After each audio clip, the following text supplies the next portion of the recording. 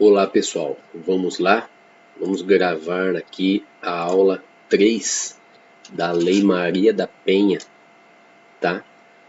É, Começando lá do artigo 8º, né? Eu havia parado no artigo 7º, falando das formas de violência contra a mulher. O artigo 8º já fala das políticas públicas, né? Da assistência à mulher em situação de violência doméstica e familiar, das medidas integradas de prevenção, tá? Infelizmente, eu poderia só ler todos os incisos, né? E vocês vão ter que ler, pelo menos ler para ver que quando cair na questão já saber que já leram isso em algum lugar, tá? Mas eu vou tentar explicar alguma coisinha que eu acho mais importante e como que tá sendo na prática também, tá? Então o artigo 8º fala: a política pública que visa coibir a violência doméstica e familiar contra a mulher, ela dá duas questões de prova, né? Ela far-se-á por meio de um conjunto articulado de ações da União, dos Estados, do Distrito Federal e dos municípios, e de ações não governamentais, tendo por diretrizes, né? E daí? Aí tem 9 incisos, tá? Inciso primeiro: a integração operacional do Poder Judiciário, do Ministério Público e da Defensoria com as áreas de segurança pública, assistência social, saúde, educação, trabalho e habitação. Então está dizendo que todas as áreas têm que trabalhar integradas, né? O Poder Judiciário, o Ministério Público, a Defensoria Pública e a Polícia Civil. As áreas, enfim, as áreas da segurança pública, mas principalmente a Polícia Civil, é quem faz todo o procedimento, todo o inquérito policial, né?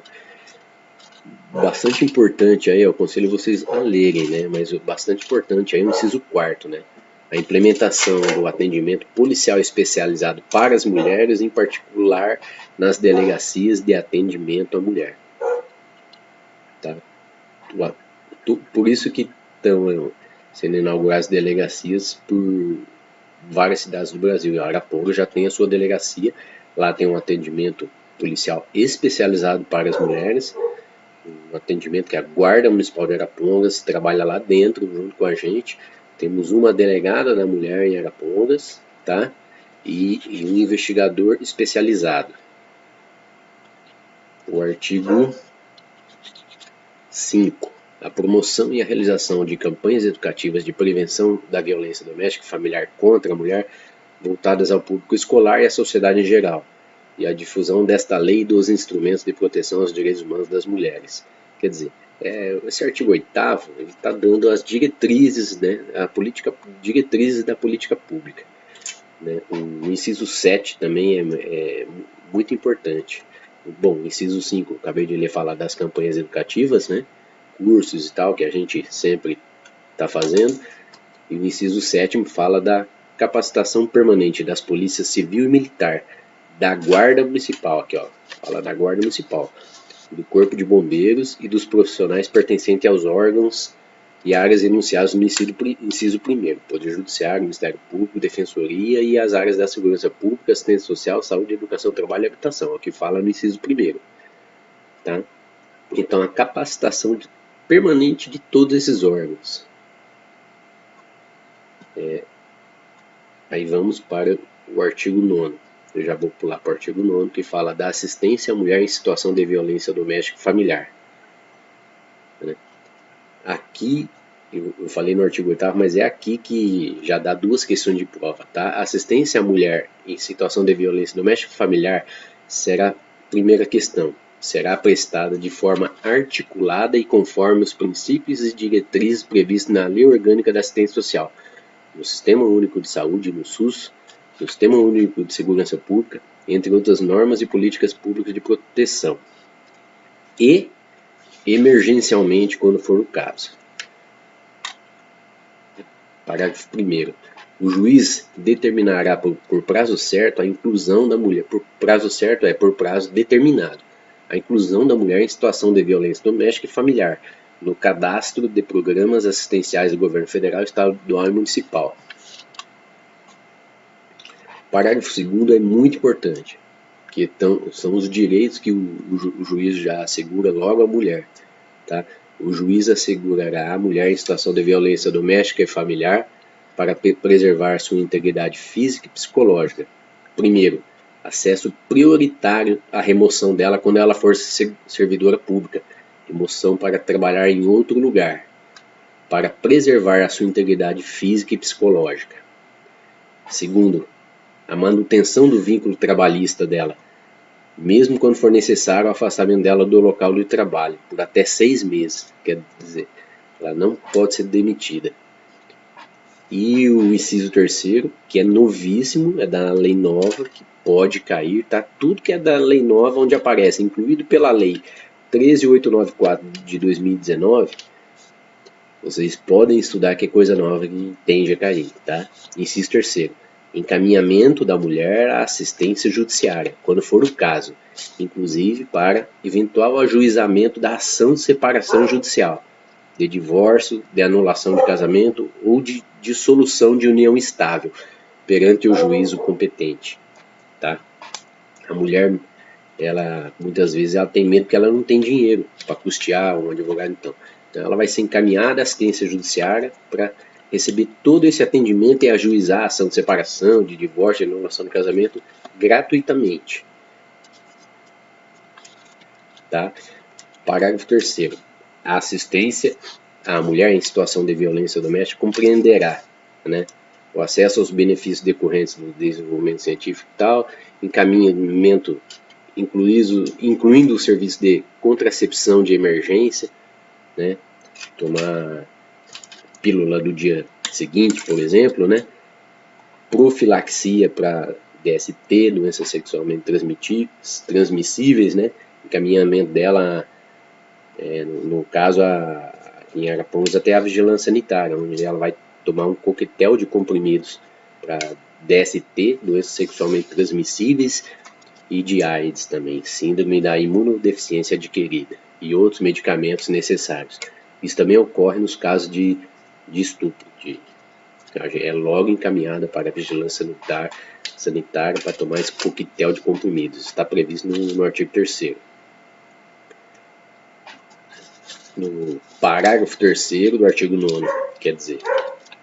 E o parágrafo 4º fala: aquele que por ação ou omissão causar lesão, violência física, sexual, psicológica e dano moral ao patrimônio da mulher, fica obrigado a ressarcir todos os danos causados a ela, inclusive ressarcir ao SUS, de acordo com a tabela do SUS, aos custos relativos ao serviço de saúde, né, prestado para a mulher.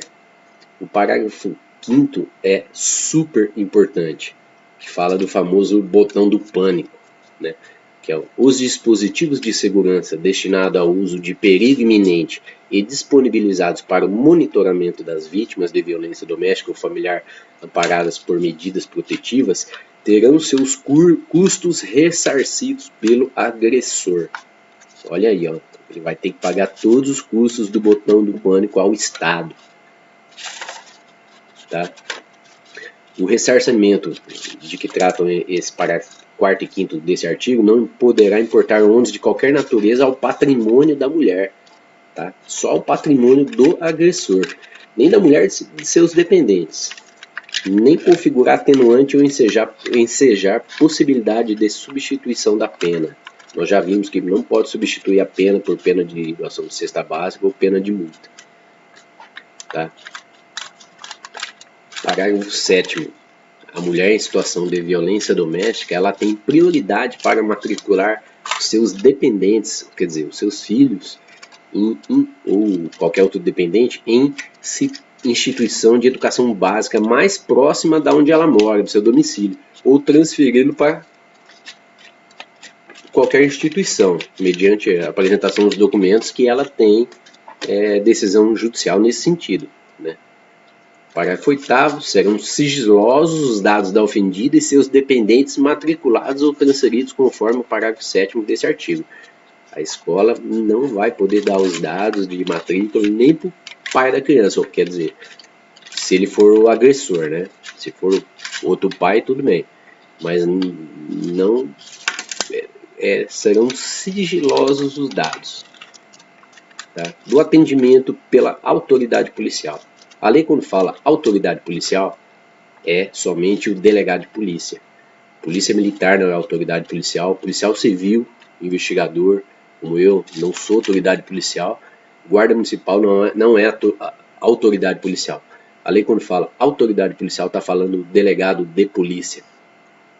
Na hipótese da iminência ou da prática de violência doméstica e familiar contra a mulher, a autoridade policial que tomar conhecimento adotará de imediato as providências legais cabíveis. Né? Artigo 10A. É direito da mulher em situação de violência doméstica e familiar atendimento policial e pericial especializado, ininterrupto e prestado por servidores, preferencialmente do sexo feminino.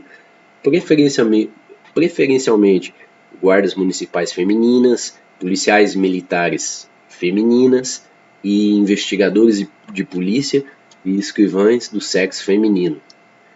Tá? Não é à toa que a maioria das delegadas da mulher do Brasil são mulheres. Tá? Virando aqui a minha cola, né? Parágrafo 1º.